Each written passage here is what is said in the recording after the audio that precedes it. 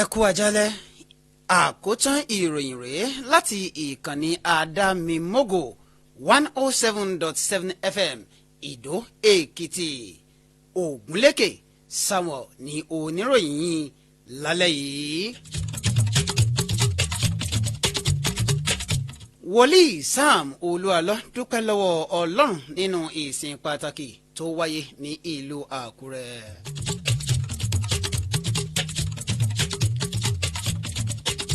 ẹ̀wẹ̀ wòlíì àgbáyé ní Sam Olúalọ ṣe ayẹyẹ ọdún tuntun pẹ̀lú àwọn iṣẹ́ àkànṣe ńlá.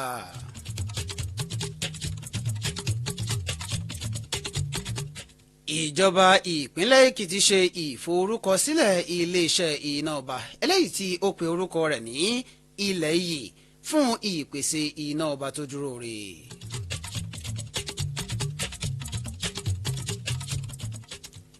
àjọ serap sọ fún Tinubu kí ó kéde ohun ìní rẹ̀ síwájú ayẹyẹ ọdún kan lórí àlééfà.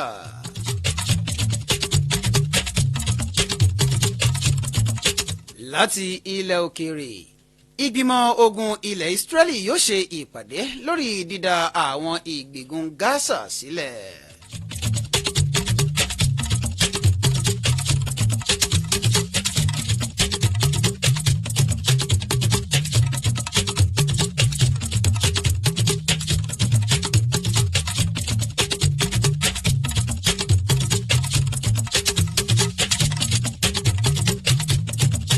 ẹ káàbọ̀ padà adúpẹ́ tẹ́ ń darapọ̀ mọ́ wa ìròyìn ọ̀hún rèé lẹ́kùnrẹ́rẹ́. gbajúgbajà wòlíì àti olùdásílẹ̀ Grace and Mercy Prayer Mountain èyí òun wòlíì Sam Olúalọ iná ni ó ti ṣíṣọ lójú iléeṣẹ́ rédíò tuntun àti ilé agbẹ̀bí fún lílò ní ìpínlẹ̀ Èkìtì nígbà tí ó ń ṣíṣọ lójú àwọn iṣẹ́ takuntakun ọ̀hún ní àná òde òní ti ṣe ọjọ́ kẹẹ̀ẹ́dọ́gbọ̀n nínú oṣù karùn-ún ọdún 2024 ní ìlú ara rẹ̀ eléyìí tí a ti gbébi ìyún Ìdó Èkìtì. gbajúgbajà wòlíì ọ̀hún iná ni ó dúpẹ́ lọ́wọ́ Ọlọ́run tí ó sì jẹ́ pé ọ̀pọ̀ àwọn lókọlókọ àti lẹ́ẹ̀kànlẹ́ẹ̀kàn iná ni wọ́n ṣe bẹ́ẹ̀ tí wọ́n darapọ̀ mọ́ wọn. lára àwọn ohun tí ó wà níbi ayẹyẹ ọ̀hún náà ni ayẹyẹ ọjọ́ bíi ti wòlíì fúnra rẹ̀ eléyìí tí wọ́n fi sọrí ṣíṣí ilé agbẹ̀bí eléyìí tí ó kọ́ fún ìjọ apostolic mímọ́ ìyóhùn Christ Apostolic Church òkè ìṣẹ́gun ní Ìdó Èkìtì àti ṣíṣí iléeṣẹ́ àdámimógò 107.7 FM eléyìí tí òun náà ń bẹ ní Ìdó Èkìtì níbi tí a ti ń gbóhùn sáfẹ́fẹ́ lọ́wọ́. yàtọ̀ sí ṣíṣí ilé agbẹ̀bí ọ̀hún àti iléeṣẹ́ rédíò tuntun ọ̀hún iléeṣẹ́ rédíò àdámimógò 107.7 FM náà ni ó jẹ́ ẹ̀ka ẹlẹ́ẹ̀kẹta ti àdámimógò Communication Limited lélẹ́yìí ti àdámimógò 93.1 FM ń bẹ ní Lẹ́kì ní ìpínlẹ̀ Èkó nígbàtí àdámimógò 105.1 FM ń bẹ ní Ìbàdàn ní ìpínlẹ̀ Ọ̀yọ́. wòlíì Sam Olúalọ lélẹ́yìí tí ó jẹ́ pé ọ̀pọ̀lọpọ̀ àwọn lókọlókọ lẹ́ẹ̀kànlẹ́ẹ̀kàn náà ni ó ṣùgbà tí náà ni ó rọ àwọn ọba aláyé ní ìpínlẹ̀ Èkìtì àti gbogbo àwọn tí wọ́n ṣe bẹ́ẹ̀ tí wọ́n ń bẹ níbi ìṣísọ lójú àwọn iṣẹ́ àkànṣe ọ̀hún wípé kí wọ́n máa ṣùgbà rẹ̀ látàrí wípé ọ̀pọ̀lọpọ̀ àwọn iṣẹ́ takuntakun àti ìdàgbàsókè náà ni ó tún bọ̀ ní ìpínlẹ̀ Èkìtì. nígbà tí ó ń sọ̀rọ̀ ẹni tí ó jẹ́ gómìnà ìpínlẹ̀ Èkìtì Bíọ́dún Oyèbámíjì lẹ́ni tí akọ̀wé láéláé fún ẹ̀ka tó ń rí sí ìfitónilétí Olúẹ̀san Àlàbí tí ó ṣojú fún náà ló gbóṣùbà ràbàǹdẹ̀ fún olùdásílẹ̀ ọ̀hún èyíhùn wòlíì Sam Olúalọ tí ó sì kí i kú oríire. nínú ọ̀rọ̀ tiẹ̀ ẹni tí ó jẹ́ ọba aláyé olójúdó ti Ìdó Èkìtì tí ó tún jẹ́ alága fún ìgbìmọ̀ lọ́balọ́ba ní ìpínlẹ̀ Èkìtì èyíhùn ọba Ayọ̀rìndé Ìlọ̀rí Fábọ́rọ̀ nígbà tí ó ń sọ̀rọ̀ ó gbóṣùbà ràbàǹdẹ̀ fún wòlíì ọ̀hún tí ó sì ṣe bẹ́ẹ̀ tí ó dúpẹ́ lọ́wọ́ gbogbo àwọn ọmọ ìpínlẹ̀ Èkìtì àti àwọn ọmọ ìdó lápapọ̀. ẹ̀wẹ̀ gbajúgbajà wòlíì àgbáyé ni ìyún wòlíì Sam Olúalọ́ náà ni ó ti dúpẹ́ lọ́wọ́ Ọlọ́run nínú ìsìn àṣeyẹ àti ìdúpẹ́ eléyìí tí ó wáyé ní òní ní ìlú Àkúrẹ́ tí ṣe olúlu ìpínlẹ̀ Oǹdó níbi tí ó ti ń fi ìmoore hàn fún Ọlọ́run lórí ìdásílẹ̀ Àdámimọ́gò 107.7 FM ti Ìdó Èkìtì lélẹ́yìí tí ó sì fi ìdásílẹ̀ iléeṣẹ́ ọ̀hún tí ó fi sọ orí Ọlọ́run. Bákan náà ni olùṣọ́àgùntàn ọ̀hún tí ó jẹ́ wòlíì tí ó ṣe bẹ́ẹ̀ tí ó dúpẹ́ lórí ọdún tuntun eléyìí tí ó tún pé àti wípé ó ṣe àkàwé bí òun ṣe kúrò ní ìlú òun pẹ̀lú aṣọ kan àti ṣòkòtò kan. Bákan náà lásìkò ìgbà tí ó ń fi ọ̀rọ̀ Ọlọ́run bọ́ gbogbo àwọn tí ó ṣe bẹ́ẹ̀ tí ó péjú pésẹ̀ síbi ìsìn ìdúpẹ́ ọ̀hún, wòlíì Olúalọ́ iná ni ó ṣe bẹ́ẹ̀ tí ó gba gbogbo àwọn ọmọlẹ́yìn Kristi ní ìmọ̀ràn wípé kí wọ́n máa tẹ̀síwájú nípa gbígbé ọ̀rọ̀ wọn lé Ọlọ́run kí wọ́n ó sì má ṣe bẹ́ẹ̀ kí wọ́n má fà sẹ́yìn. Bákan náà ni wòlíì ọ̀hún ni ó tún kìlọ̀ fún gbogbo àwọn tí wọ́n jẹ́ olùṣọ́àgùntàn lábẹ́ ìpè rẹ̀ wípé kí wọ́n ṣọ́ra fún yíya àwọn ohun lọ́wọ́ àwọn ọmọ ìjọ àti wípé irú eléyìí kò dára tó ó sì máa mú ìfàsẹ́yìn bá irú olùṣọ́àgùntàn bẹ́ẹ̀ láti ọ̀dọ̀ Ọlọ́run wá. Ìjọba ìpínlẹ̀ Èkìtì náà ni ó ti ṣe ìforúkọsílẹ̀ iléeṣẹ́ iná ọba eléyìí tí wọ́n pe orúkọ rẹ̀ ní Ilẹ̀ Iyì Electric Power Company Nigeria Limited pẹ̀lú àjọ eléyìí tí ó ń ṣe ìforúkọsílẹ̀ iléeṣẹ́ ní orílẹ̀-èdè wa Nàìjíríà ìyún Corporate Affairs Commission lójúnà àti lè mú kí iná ọba kí ó túbọ̀ máa dúró re sí ní ìpínlẹ̀ Èkìtì. Nígbà tí ó ń sọ̀rọ̀ ẹni tí ó jẹ́ kọmíṣánná fún ìgbáyégbádùn àti ohun lílò àwọn aráàlú ọ̀jọ̀gbọ́n Bọ́lájí Àlùkò náà ni ó fi ọ̀rọ̀ ọ̀hún léde ní ìlú Àdó Èkìtì lásìkò ìgbà tí ó ń bá àwọn oníròyìn sọ̀rọ̀ lẹ́ni tí ó sọ wípé iléeṣẹ́ tuntun ọ̀hún iná ni ó jẹ́ eléyìí tí yóò jẹ́ ti aládàáni tí yóò sì máa pèsè iná ọba lọ́nà àrà ọ̀tọ̀. Ọ̀jọ̀gbọ́n Àlùkò náà ni ó wáá fi léde wípé èròǹgbà wọn fún dídásílẹ̀ iléeṣẹ́ ọ̀hún iná ní láti lè rí i dájú pé iná ọba dúró re ní ìpínlẹ̀ Èkìtì àti ní orílẹ̀-èdè wa Nàìjíríà. Ààrẹ orílẹ̀-èdè wa Nàìjíríà Bọ́lá Ahmed Tinubu náà ni ó ti sọ pé ìṣèjọba òun náà ni yóò tẹ̀síwájú láti máa ṣe àtìlẹ́yìn fún iléeṣẹ́ ológun orílẹ̀-èdè wa Nàìjíríà lẹ́ni tí ó sọ pé ìṣèjọba òun náà ni ó ti dúró gbọ̀ngbọ̀n lẹ́yìn àwọn iléeṣẹ́ ológun orílẹ̀-èdè wa Nàìjíríà nínú àwọn ìdojúkọ lásìkò ìgbà tí wọ́n bá ṣe àṣeyọrí àti lásìkò ìgbà tí wọ́n bá ń fi èròǹgbà wọn hàn. Ó ní ìdúró tí ọ̀hún náà ni kì í ṣe láti san ẹ̀san iṣẹ́ wọn ṣùgbọ́n láti lè fi dá wọn lójú pé orílẹ̀-èdè wa Nàìjíríà náà ni yóò máa ṣe àtìlẹ́yìn fún wọn. Ó ń sọ̀rọ̀ ọ̀hún níbi ayẹyẹ 60 ọdún eléyìí tí wọ́n ti dá iléeṣẹ́ ológun ojú òfurufú sílẹ̀ ní orílẹ̀-èdè wa Nàìjíríà eléyìí tí ó wáyé ní Kaduna ìyún ní ìpínlẹ̀ Kaduna. Ààrẹ orílẹ̀-èdè wa Nàìjíríà lẹ́yìn tí igbákejì rẹ̀ ìyún Kashim Shettima tí ó ṣojú fún náà ló gbóṣùbà rabandẹ̀ fún iléeṣẹ́ ológun ojú òfurufú fún iṣẹ́ takuntakun àti ìfarajì wọn. Ààrẹ Tinubu náà ni ó wá sọ pé wọ́n ṣe iṣẹ́ takuntakun pàápàá jùlọ láti mú kí àwọn ẹlẹ́kùnjẹkùn lórílẹ̀‐èdè wa Nàìjíríà kí ó ní àlàáfíà tí ètò ààbò tí ó sì ń gbọ́ ọgbọ́n tì ní orílẹ̀‐èdè yìí.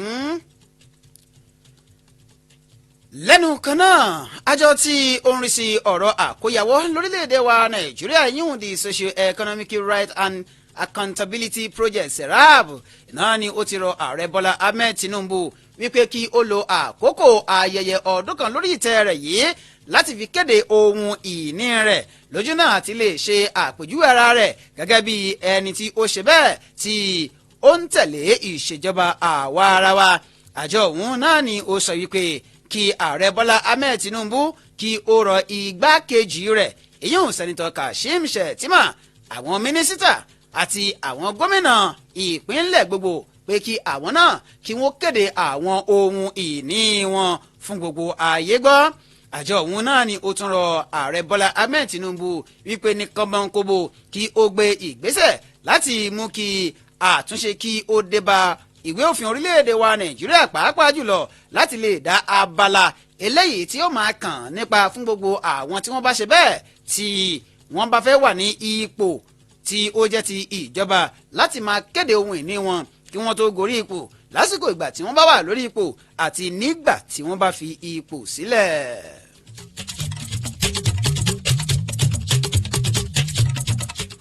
tí a bá padà dé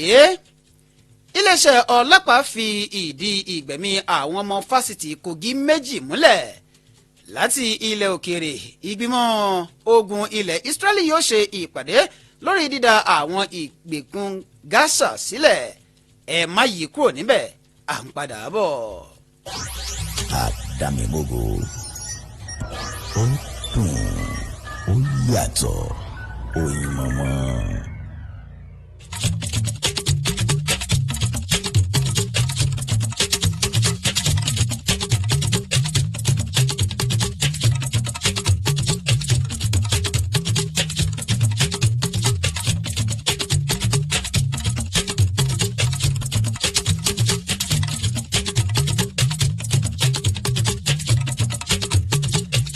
káàbọ̀ padà adúpẹ́ tí ẹ̀ ń darapọ̀ mọ́ wa àkótán ìròyìn ń tẹ̀síwájú.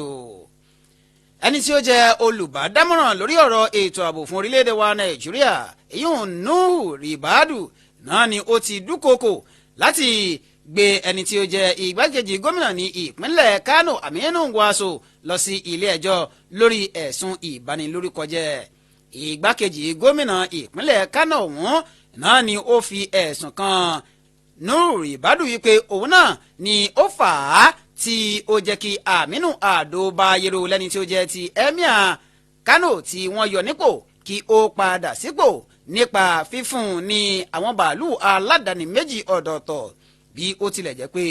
Ribadu iná ni ó ti ṣe bẹ́ẹ̀ sọ pé kò sí ohun tí ó jọ ọ̀rọ̀ wọn ńṣe náà ni ó dúnkokò wípé òun yóò fi ilé ẹjọ́ òun yóò fi yanjú ọ̀rọ̀ wọn bí igbákejì gómìnà bá kọ̀ láti kó ọ̀rọ̀ rẹ̀ jẹ. nínú lẹ́tà eléyìí tí ó fi ránṣẹ́ sí igbákejì gómìnà wọn láti ẹni tí ó jẹ́ agbẹjọ́rò rẹ̀ olùbádámọ̀ràn lórí ètò ààbò lórílẹ̀‐èdè wa Nàìjíríà Nuhu Ribadu náà ni ó ní kí igbákejì gómìnà wọn kí ó tọrọ àforíjì láàrin wákàtí 24. láti ìpínlẹ̀ Kogi iléeṣẹ́ ọlọ́pàá ìpínlẹ̀ Kogi náà ni ó ti fìdí rẹ̀ múlẹ̀ wípé àwọn akẹ́kọ̀ọ́ méjì ti iléèwé fásitì Confluence ìyíwọ̀n the Confluence State University iná ni wọ́n ti ṣe bẹ́ẹ̀ tí wọ́n ti gbẹ́mìí mì tí ó sì jẹ́ pé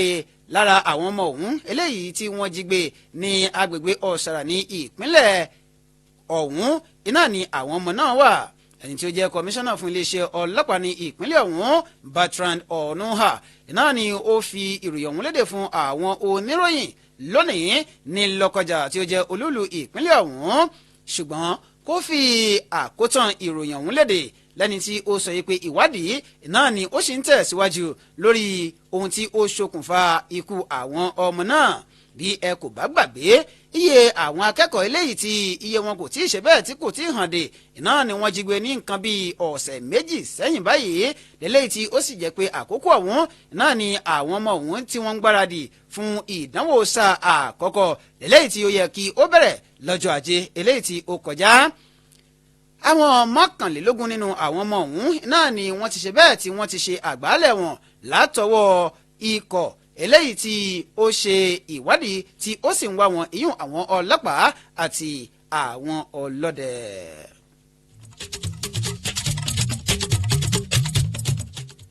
láti ilẹ̀ òkèèrè ẹni tí ó jẹ́ mínísítà ìyún olóòtú ìjọba fún ilẹ̀ Israeli Benjamin Netanyahu náà ni yóò ṣe bẹ́ẹ̀ tí yóò ṣe àgbékalẹ̀ ìpàdé ìgbìmọ̀ ogun ilẹ̀ Israeli lórí ọ̀rọ̀ àti lè rí dájú pé àwọn tí wọ́n ń bẹ ní ìgbèkùn yíyún fún ti ogun Gaza náà ni wọ́n ṣe bẹ́ẹ̀ tí wọ́n dá sílẹ̀ eléyìí náà ni wọ́n ṣe bẹ́ẹ̀ tí wọ́n fi léde láti ẹni tí ó jẹ́ àgbà ọ̀jẹ̀ ní ilẹ̀ ọ̀hún eléyìí tí ó sì jẹ́ pé ìròyìn ọ̀hún náà ni ó ń wáyé níbi ó ti jẹ́ pé ogun àti ìjà àjàkú akátá tí ó fi mọ́ yíyin àdó olóró náà ni ó ń tẹ̀síwájú lélẹ́yìí tí wọ́n sì fi sọrí Tel Aviv ní orílẹ̀-èdè ọ̀hún tí ó ti mú kí ọ̀pọ̀lọpọ̀ kí ó ti ṣe bẹ́ẹ̀ kí ó ti máa sa àsálà. ẹni tí ó jẹ́ ààrẹ fún orílẹ̀-èdè Amẹ́ríkà yún Joe Biden náà ni òun náà ti ṣe bẹ́ẹ̀ tí ó ti ń gbé ìgbésẹ̀ láti lè rí i dájú pé ọ̀rọ̀ ogun eléyìí tí ó ń wáyé ní Gaza náà ni ó di àfihàn tí eegun fi sọ eléyìí tí ó sì jẹ́ pé olórí ẹ̀ka ọ̀tẹlẹ̀múyẹ́ CIA yún bí Burns ní ọjọ́ ẹtì tí ó kọjá yìí náà ni òun náà ṣe ìpàdé pẹ̀lú adarí Mossad yún David Barnea lójúnà àti lè rí i dájú pé ọ̀rọ̀ ogun ọ̀hún náà ni ó ṣe bẹ́ẹ̀ tí ó pinwọ́.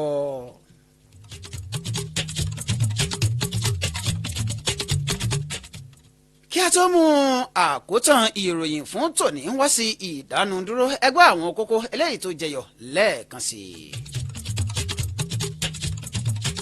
wòlíì Sam Olú alọ́dúpẹ́ lọ́wọ́ Ọlọ́run nínú ìsìn pàtàkì tó wáyé ní ìlú Àkúrẹ́ níbi tí ó ti ṣe bẹ́ẹ̀ tí ó ti sọ pé iléeṣẹ́ àdámimógò 107.7 FM Ìdó Èkìtì náà ni ó jẹ́ ti Ọlọ́run. bákan náà látún mú wá fún yín pé ìjọba ìpínlẹ̀ Èkìtì ṣe ìforúkọsílẹ̀ iléeṣẹ́ iná ọba eléyìí tí ó pè ní ilẹ̀ yìí fún ìpèsè iná ọba tó dúró rè. ẹ̀wẹ̀ àjọ sẹ̀ráàbù sọ fún Tinubu kí ó kéde ohun ìní rẹ̀ síwájú ayẹyẹ ọdún kan lórí àlééfà. àfitó yín létí láti ilẹ̀ òkèèrè wípé ìgbìmọ̀ ogun ilẹ̀ Israeli yóò ṣe ìpàdé lórí dídá àwọn ìgbègùn Gaza sílẹ̀.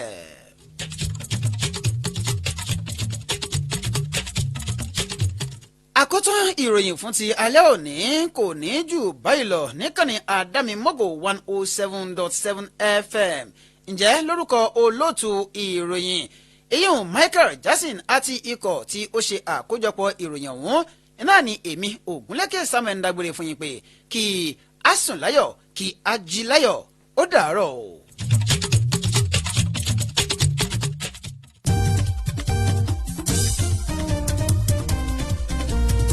Àdámimógò ni mo fẹ́ràn láti máa gbọ́ ó ti lọ wájú ó yàtọ̀ kò lẹ́lẹ́gbẹ́ tọmọdé tàgbà rédíò yìí ni wọ́n ń gbọ́ lọ́balọ́ba lóye lóye wọn ò lè ṣe kán má gbọ́. gbogbo Àdámimógò la ṣe máa gbọ́ 107.7. Délé dára Àdámimógò ni mo fẹ́ràn láti máa tẹ́tí sí 107.7 FM ìròyìn tó péye ètò aládùn wọn kápolówó ọjà àwọn ní bàbá o. gbogbo Àdámimógò la ṣe máa gbọ́ 107.7 FM. gbogbo Àdámimógò la ṣe máa gbọ́ 107.7 FM. jáwọ́ sí kárí gbọ́ wípé Àdámimógò 107.7 Ìdó Èkìtì oṣù pàṣẹ kẹrin ló ń ṣọba ìràwọ̀ ọlọ́ọ̀lọ́ máa níyàn bí àtìlẹ̀ kéré àánú máa ń sọ̀rọ̀ gbogbo wa ṣe ń tàn kárí ayé o. Àdámimógò ọlọ́run gbéga.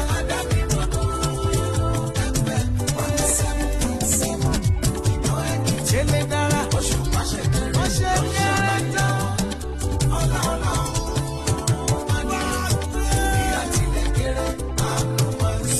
Sọ̀rọ̀